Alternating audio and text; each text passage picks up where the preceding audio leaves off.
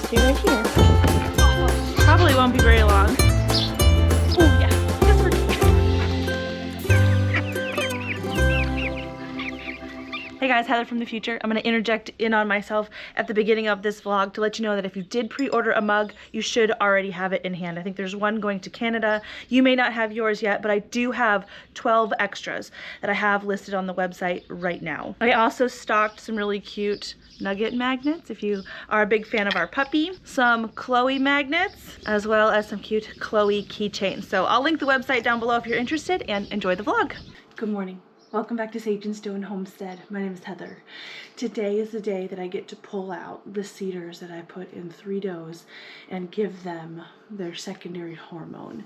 Now, if you have no idea what I'm talking about, I am attempting to breed some of my dairy does on a schedule, and these hormones are a way to do that. Right now they have an insert that is a progesterone insert, and pulling that out is going to take that progesterone and get them to cycle. And this hormone here, the PG600, is going to help them ovulate. Now, I am very nervous about touching this particular hormone, so my husband is going to help me. Now, with barriers, it should be fine, but still. These can affect human women, and I'm not trying to have triplets, let's just say that. What it is we've got this sterile diluent here, and we also have the active ingredient in a powder form. It's freeze-dried, and we've got to mix the two. The reason that I have so many syringes and things over here is I've got the 3 that I'm going to use on my does, but you're supposed to throw this away when you're done with it. A lot of people actually put it in the freezer, so I'm going to do that. So what we're supposed to do is pull 5 ml of the diluent, stick that in here.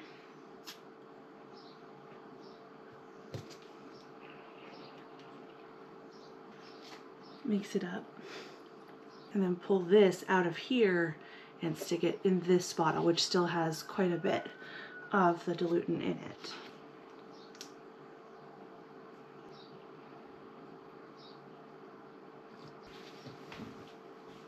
I've already mixed it. I think that makes me brave. But the problem is it's kind of sprayed out onto the outside. This is one of the things I'm nervous about. But now we pull 1.5 ml per doe. I'm going to use these big ones for the ones that we're putting in them. Okay. And then I'm going to use the small ones for the freezer. For storage, Yeah. So when I put this in the freezer, I've got 1.5 ml in here, but I'm going to extend it out. Leave some room for freezing. Like this. Well, I think I've braved through the worst of it, but now my nose itches. Yeah, make them pick your nose. No. So I'll freeze these ones for a few hours, and then I'll stick them in a baggie, and these are going to come down with us. So since that was probably the worst of the hormone handling, I think I'm just going to leave my husband inside. My goats aren't really used to being handled by men. I mean, if I need him, I can grab him, but they're going to be a little less suspicious if it's just me. Good morning, bunnies. And Buster, you can't come. You stay right here. No, they know something's up. I need to go grab Levi. It's too early. I'm never out this early, plus I have these blue hands. Okay, Margie still has her cedar in. There's a little string. See this? It's been in there for 2 weeks at this point. Now it is out, and she'll get this hormone sub-Q.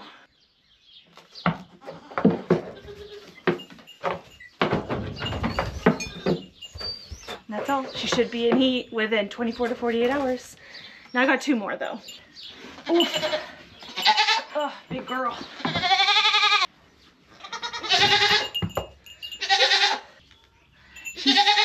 She's so over-conditioned.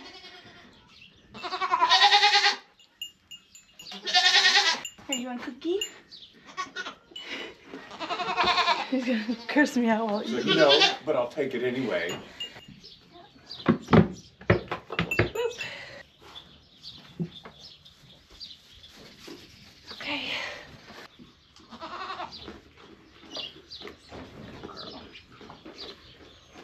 So Margie, that first goat that we brought up here, she is going to be AI bred. It was more important to get the timing right with Margie because my friend Corey is driving from a few hours away, and I want him to be able to get here in the best timing in order to get her bred.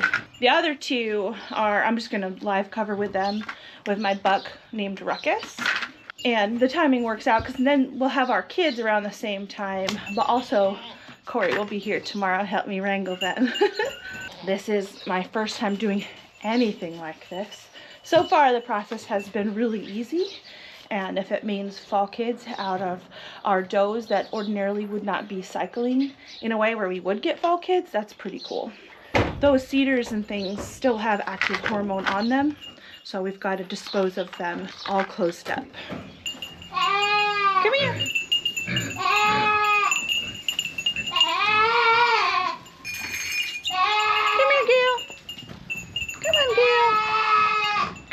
You hear Elpis's boy screaming. I've just weaned him. Yeah, I'm giving away cookies this morning. Come on.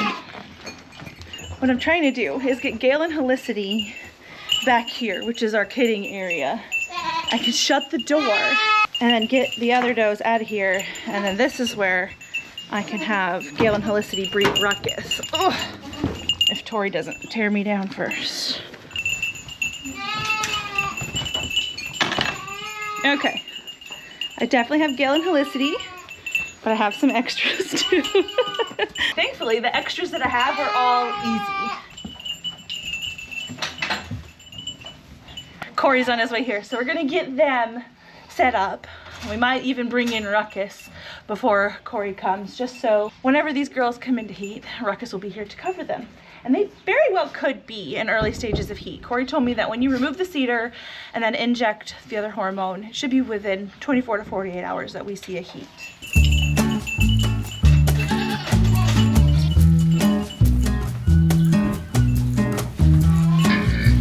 Hey Warden!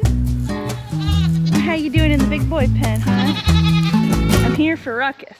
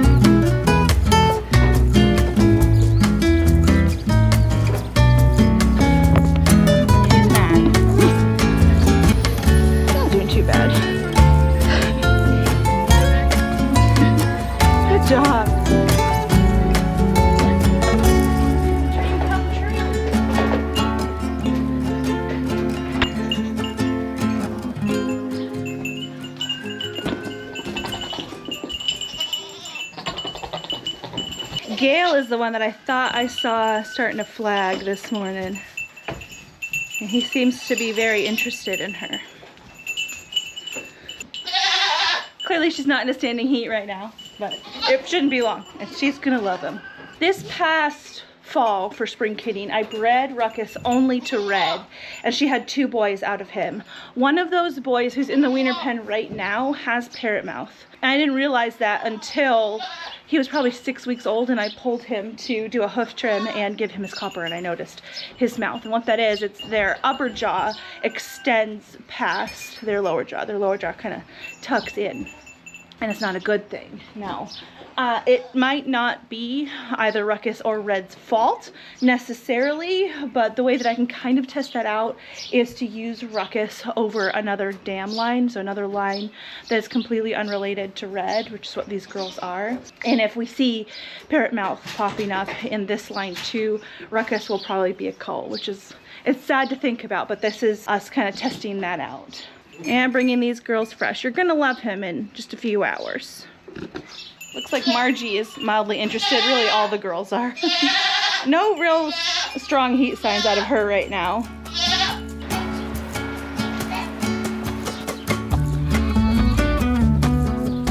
Nope. Oh, you did.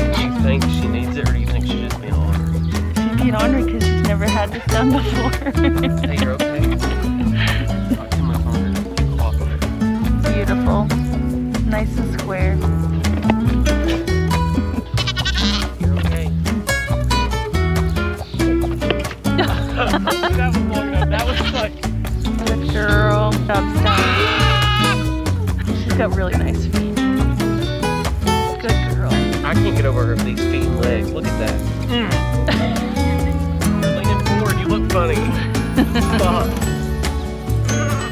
Nope. I think I got her. Do you notice how she almost doesn't even Great. Corey came pretty early in the day with the express intent of hanging out here as long as he could so that we could catch Margie in the most optimal stage of her heat cycle. So it just so happens, as soon as we were done taking pictures of the junior does, Margie was in a very good stage of her heat, and it was perfect time to put in one straw of this gorgeous buck. I chose him out of couple goats from my friend Dee at Buck Creek Stables, mostly because he has a high casein output. So does Margie, so any does that we get out of this pairing should have very high cheese yields. Corey himself is still learning, and I am as well, so I didn't do a lot of filming and talking during this time. We were just focused on Margie. These things are time sensitive and temperature sensitive, so we really had to focus and make sure we really did our best with our girl. So Corey just left. We got Marge covered with one straw. She's still flagging and things. I actually just pulled Helicity out because I saw him cover her several times. Margie's good. She's still flagging away, but Ruckus just has Gale to cover here, and it looks like it probably won't be very long. She's not the happiest to be locked in there, but she's starting to warm up to him. There we go. Very nice. So right around 150 days from today, we will see babies out of all the happenings from today. That was very simple. I weaned Elpis's little buckling and he's sad. I am gonna go ahead in around 30-ish days and draw blood from Margie to make sure that the AI took. Corey had to leave. He wanted to stay longer and catch her at a more ideal time for the AI breeding, but he had to go home. Now he checked things like her cervical mucus, and he checked like the opening of her cervix, and decided that it was not a bad time to breed her. She was in a standing heat, and so I have high hopes that everything took, but we gotta wait a little bit before we know for sure.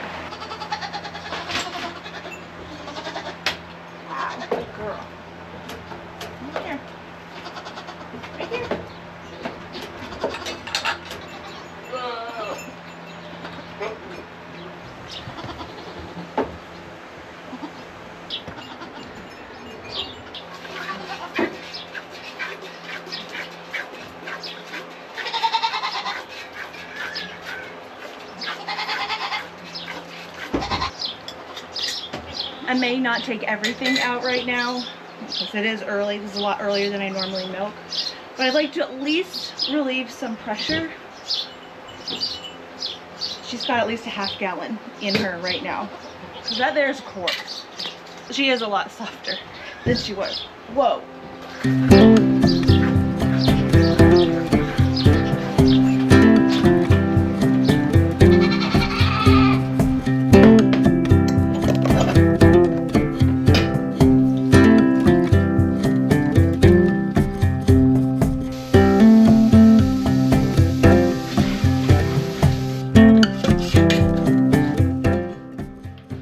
Just less than 7 cups, and I think she was holding some a little bit. That's pretty good. This is her first freshen. She had twin boys about 10 weeks ago. Hello, good evening. Happy Tuesday. I set up the new electric netting underneath 2 trees over here, kind of near the perennial garden, because this is where I thought I wanted to put our chickens and the turkeys and the ducks. This is just a temporary situation that we put the turkeys and ducks in, and this fencing is actually pretty nice. I got this off of Amazon. I have a lot of Premier One netting, and I hadn't ever tried out this netting from Amazon, but you know, I'm pretty impressed at the quality for the price. Now, I haven't electrified it yet, and I'm not going to right now because I think I'm going to move this. I got this all put together And then realized that the shelter that I have to put in this space is kind of stuck where it's at. This here is the mobile shelter that we have, but it's got some hay waste and things on the inside from when I had some goats in here last year. Sort of stuck. We could probably get it out with a tractor, but I might as well put the fence around it right here.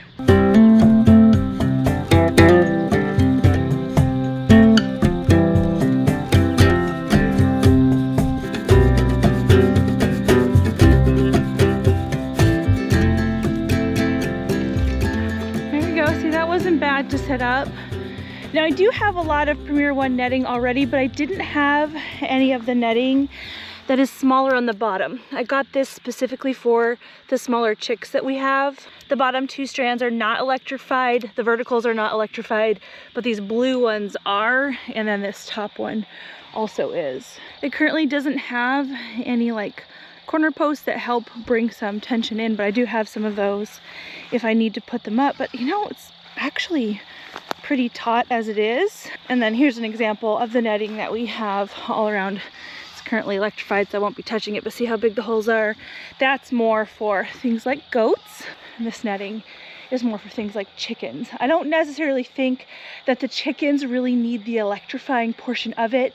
That is mostly for things like raccoons and possums that will go after small birds, plus our cats. Unfortunately, I am a little bit nervous about our barn cats around these little birds. They don't mess with the big birds, and so I think this will be a nice space for the little birds to stay in while they're still on the chick starter.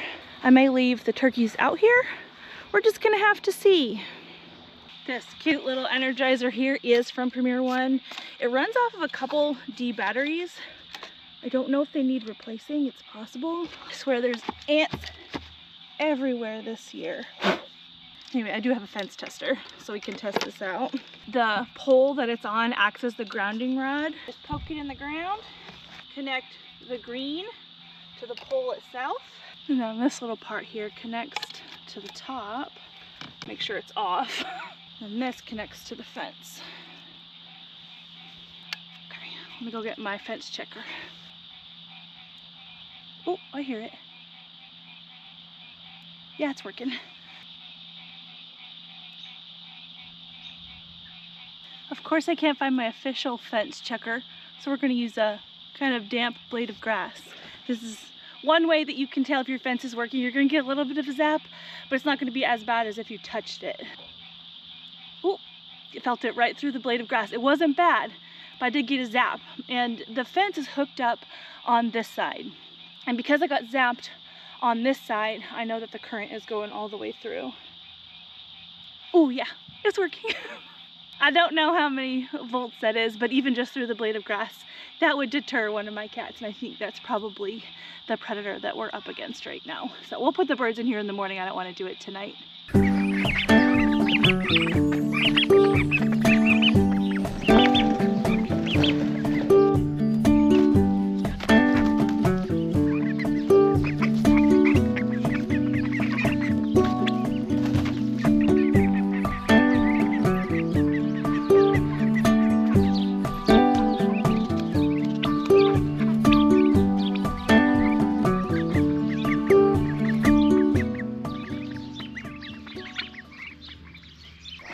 So I've got all the chickens. I think there's 17 of them.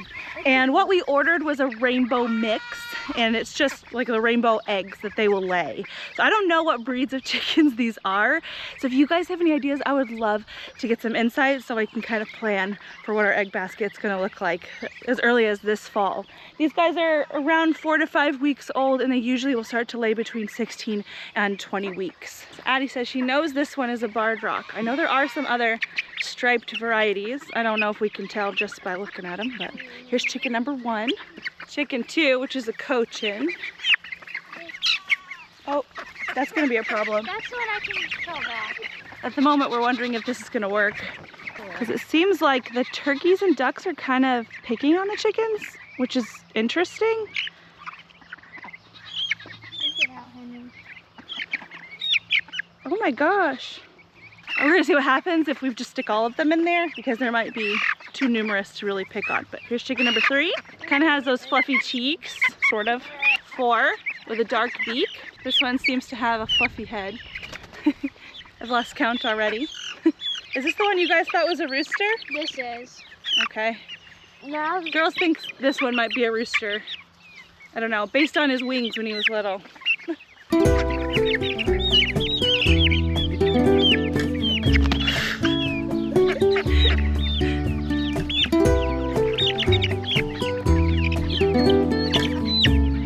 one kind of has green feet. Same with this one, we've got green feet. Another one with the cheeks. Some more darker feet. Very interesting.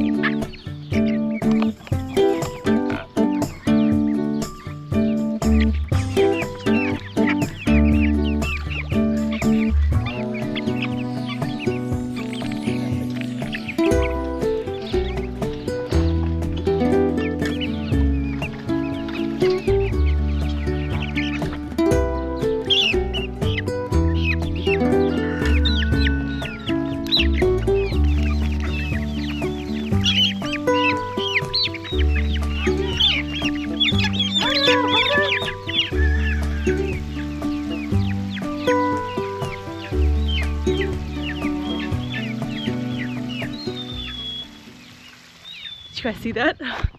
Basically all the chickens are out. That's not gonna work. I don't think this fence is really gonna contain them. They're hopping through where it's just a little bit bigger. Good morning. I did get the chickens figured out and we'll go check on them in just a second. But one of the reasons I really needed to get them out of my shed, this is the brooder, this is what they were in, is they were really starting to just make the dust a problem in here. I went to start the freeze dryer and literally had to basically clean the whole thing in order to put food on it and run the freeze dryer. It was a lot. There's a lot to clean up in here.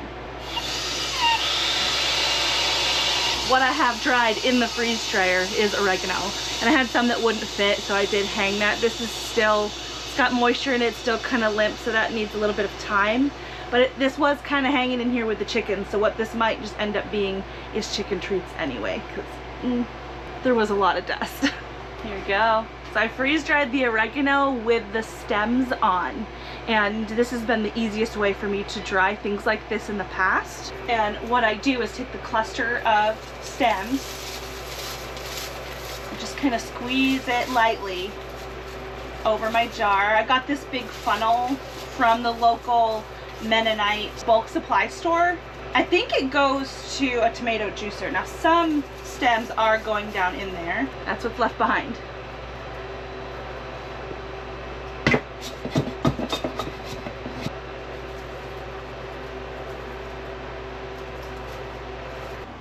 Check it out. That's the entire freeze dryer full of oregano. Down to about 3 cups. I mean, it's packed in here. And if you think about those small little jars of spices that you can buy at the store, this is probably 5 of those. So like 1 tray would be equivalent to 1 of those jars. So yeah, feels good to finally have that done.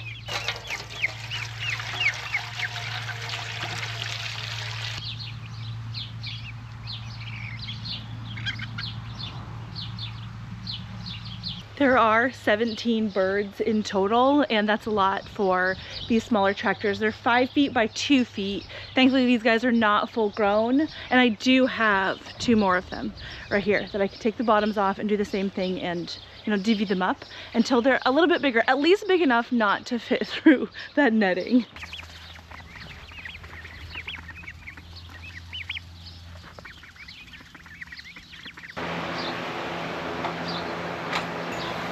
Good morning, girls. Nobody's in heat anymore. It lasted about 48 hours, their standing heat. But all is quiet in the barn now, and it will be until fall time at this point. At least we can hope, fingers crossed. It's so hard sometimes to figure out where to stop the vlog because like things just never stop happening around here and I always want to move on to the next thing, but I have to make a choice. I'm gonna stop it here. I did get a request for a pantry tour as far as my preserved foods and I have literally never done that. So look forward to that this Tuesday. I'll see you there.